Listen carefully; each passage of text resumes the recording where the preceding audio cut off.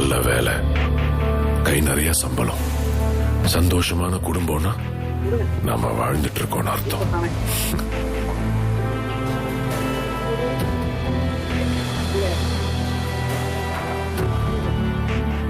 ஆனா அதுவே அவ்வளவு ஈஸியா எல்லாருக்கும் கிடைக்கிறது இல்ல. வாழறதே கஷ்டம்னா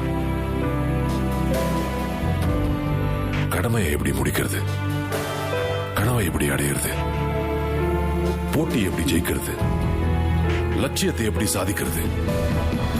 பொய்யால வேலையை முடிக்கிறவங்க, நம்ம பயத்தால எல்லாத்தையும் அடையிறவங்க, நல்லவன் மாதிரி ஏமாத்தி ஜெயிக்கிறவங்க, பணத்தால எல்லாத்தையும் சாதிக்கிறவங்க, இருக்கிற இந்த வாழ்க்கையில விதி மேல பழிய போட்டு கடவுள் மேல பாரத்தை போட்டு முன் வச்ச காலை நம்ம பின் வச்சோம்னா நாம வாழ்ந்துட்டு இருக்கோம்னு அர்த்தம்.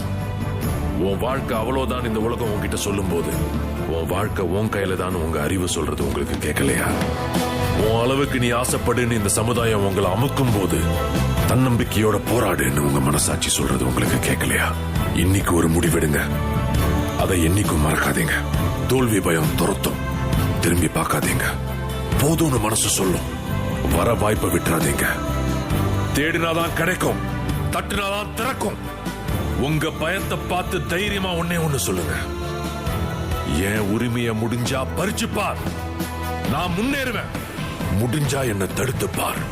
கண்ணுல நெருப்போட, களத்துல வெறியோட, உங்க அறிவையும் தன்னம்பிக்கையும் நம்பி உங்க லட்சியத்தை நோக்கி தைரியமா அடுத்த அடியை எடுத்து வச்சா நீங்க வாழ்ந்துட்டு இருக்கீங்கன்னு அர்த்தம்.